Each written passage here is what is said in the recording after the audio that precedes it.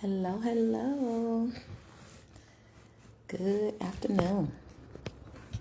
Is it afternoon? No, it's still morning, y'all. I'm ahead of y'all. Where y'all at?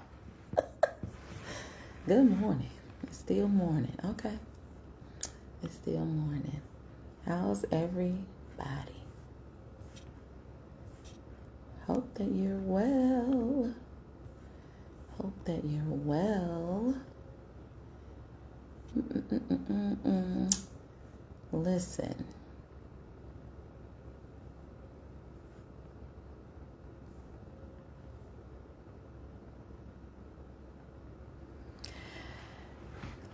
Moms of tween daughters. We are a special group. Don't you think? Anyway, I didn't come to hold you. I came to say just a couple of things and to just thank you all for being a part of this group. My goal is to increase participation. Ask some questions. Even if your daughter maybe has aged out and you're in the teen phase like me.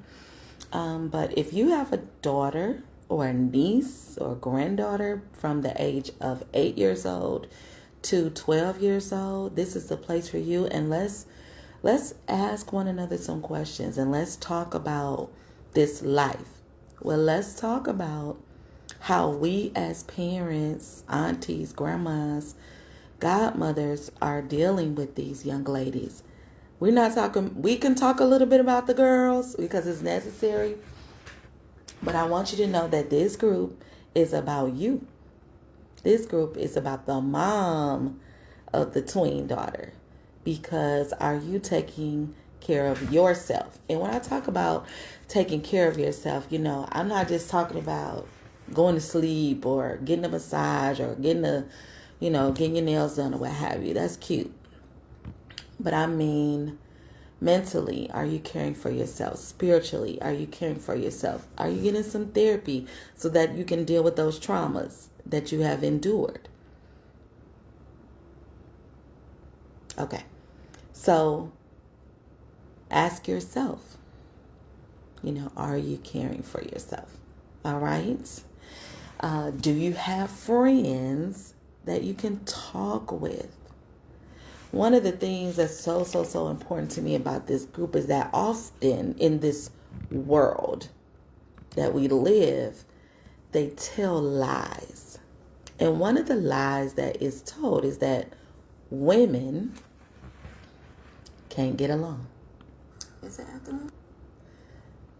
That is such a lie. Women.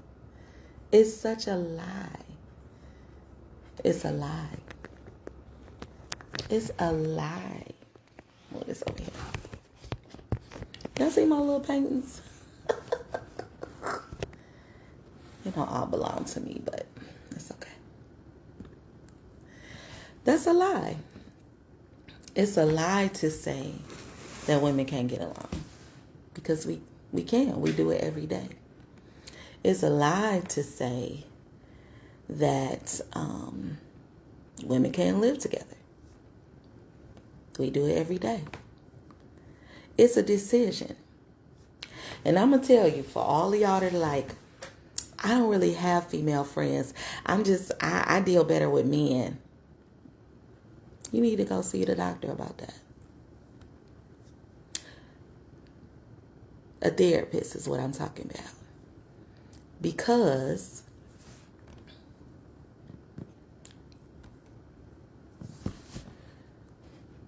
who are these men? Who are these men? Are they married? And you BFS with them? That ain't right.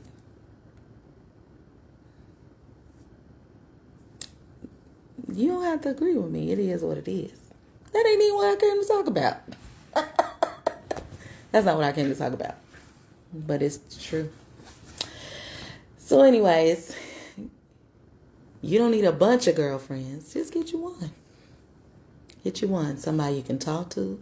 Someone who understands you. Because let me tell you, them men don't understand you. And the truth of the matter is that if you are BFFs with a straight man, he want to date you.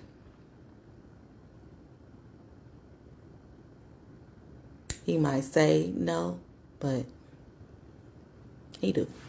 Okay, that's enough of that because that ain't what I came for. What I came to talk about is values and boundaries. And the place that I want to speak about it with us as it relates to moms of tween daughters is the value of yes and the power of no. The value of yes and the power of no. And the reason I want to share this with us is because if you are like me, you kind of sat in that place of no to everything because that's how I grew up. It wasn't a lot of, I don't remember a whole bunch of yeses. Like we were allowed to do certain things, but they were very controlled. They were the very controlled things. Good morning. And so the value of yes and the power of no. As moms of tween daughters, let's identify the value of the yes, what we're saying, the value of what we're saying yes to, and the value of what we bring to a yes. And then also the power of the no, meaning you being willing to establish a boundary that I don't want to do this, it's not in my capacity to do this, or, I don't like to do this. And so there's power in that. You don't have to. Period. You don't have to.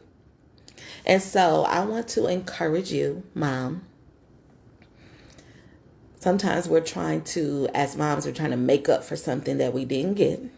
So we're like, oh, yes, you could do that. Yes, you could do that. Yes, you could do that. And sometimes we need to say no. Our kids need to hear no sometimes. And the reason they need to hear no sometimes from us is because we love them. We're going to say no, and we love them. We care about them. We want good for them. The world is going to tell them no and then kick them while they're down. They don't care. It's a no, and we press it on. And so your no establishes the fact that sometimes it is no. There was some, and I haven't done this in a long time because my kids are older, but when my kids were younger, I would say elementary school age, I would have seasons where I would say, as a family, it's our no season. It's a season of no for us. Meaning, we're only going to do, and it didn't mean we wasn't doing things. It meant that the only things we were really going to do were the things that the whole family could do. If that makes sense. We were only going to do what the whole family could do. So if, say, my daughter was invited to a birthday party, but my son couldn't come for obvious reasons, we weren't going to go. If it fell into that time, we might still get a gift for the person or whatever, but it was the season of no. And it might last a month. It might be 2 months. Usually in that time, what I would do is we would have a lot of family activities, a lot of game nights, a lot of going to the park, a lot of going out into the city as a family and experiencing things. And it was a time where you could I really would focus in on what are my kids doing? Who are they? Are they being the person that I really want them to be? Are they learning things I want them to learn? Are their behaviors representative of who they should show up as in the world? And if not, then I hone in on that and I put them in position to learn about whatever it is I'm trying to teach them and exemplify it. Okay. And so that was a boundary that I would set sometimes. No, we're not coming over to your house every day. No, we're not. We're not even coming over every week. We're not going over anybody's house in this season. We're not we definitely not spending the night. There's only a couple of people, my kids, that only spend the night in a couple of places anyway. So, but we're not spending the night even at our approved people's houses. We're not spending the night. So, a no allows us to create a boundary, not just a boundary of I'm going to do this or I'm not going to do something, but a boundary of how to behave, a boundary of how to express yourself, a boundary of what's acceptable, what I'm letting in and what I will not let in. So when I say there's a season of no, there's a power in no and a value in yes. When I say no, that means that there's just a time and a season where I cannot give myself to this. But then there is the value of yes. When I say yes, that means that I'm bringing everything that I am to that yes. That means that, hey, Shannon, that means that I am showing up with power. That means I'm bringing my smile. Baby, this is a good asset right here. This right here, this ding. Baby, you want it at all your events. This, I'm bringing my smile. I'm bringing my joy. I'm bringing my excitement. I'm also bringing my structure, which I have a lot of structure, meaning that I don't just allow everything to float. I'm bringing myself and who I am. And I'm bringing that. And there is value in that. So when I say the value of the yes, I'm talking about the value of who I am as an individual. I bring that to every yes. When I say yes to you, that means that all of me is showing up. I'm not coming in half-heartedly. I'm not coming in saying, oh, this is cute. I'm not, no. I am saying, this is wonderful. Thank you for letting me be a part. I'm looking forward to this experience. And so there is value in yes. And we have to be able to express that value. When you give your yes to something, I mean, give your yes. Don't give it half-heartedly. Give it because you really want to be a part. Give it because you really want to support. Give it because you really want to be involved. Now, and we're talking about mothers. We get asked 1,000 questions. Everybody wants the mama. The children, they're like, mama, can I? Yes, if. Yes, if. Yes, if. There's rules that come with this yes.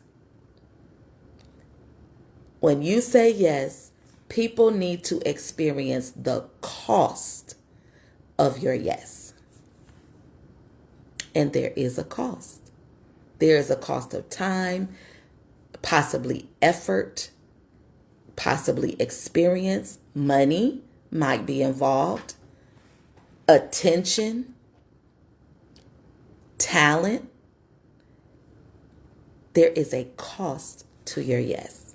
And so I just came by on this Thursday morning to say and to just encourage you, set the boundary with your no and give all you have with your yes. And help your daughters to do the same. Help them to establish, is this what you really want to do? And they're going to learn that by looking at you. They're going to learn it by seeing you. When you say yes to some things, but sometimes your friend calls and you like, no, I ain't going to make it this time. Well, what you going to be doing? Nothing. And I get to do nothing. I get to do nothing. Like I said, there's a boundary with the no. And there's value in the yes. And I might need to have a no right now. And so, that's all I came to talk to y'all about. So, let me know in the comments, do you find it challenging to say no? Do you see the value of your yes. And see, the thing is when you give a yes, especially when it comes to young people, then that means I'm ripping and running. And I'm a woman of a particular age. I'm beyond ripping and running, okay? I don't want to rip and run. I don't. And I have days like that. I'll be so exhausted at the end of those days where I do have to run around. Let me tell you something. This is so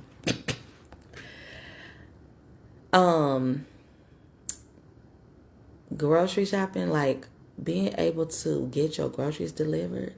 Whoever did that, God bless you. And I love to go grocery shopping. I really do. But I like to go super duper early in the morning before everybody get there. And that's not really the go time, because you can't necessarily get to the meat counter, can't get to the deli counter, you know what I'm saying? And so, but Instacart, yes, God, I love it. You always been able to order things online. Even when I was a kid, my mom used to order from the, who remembers the J.C. Penney catalog? Yes, they need to bring that back. J.C. Penney catalog is about this thick. Honey, you could order anything in any size, any color. Them Oxford shirts. Yes. You need to bring those back. They have them now in a different, it's not fully Oxford. It's not like the button collar Oxford. That's what we grew up wearing. Anyway, that's not what we talking about. Sidebar. Anyways, I just want to thank y'all for being here. I want to thank y'all for being a part of this group, Mommy and Me on assignment. And I want you to realize and to know that you are on assignment. You are on assignment as a mother to your daughter. You are on assignment in this earth, and we need you. And I want you to tell me what you know, what you understand about the value of your yes. And where have you set a boundary with your no? With yourself and with your daughter. All right, y'all have a fabulous and a terrific Thursday. All right, bye.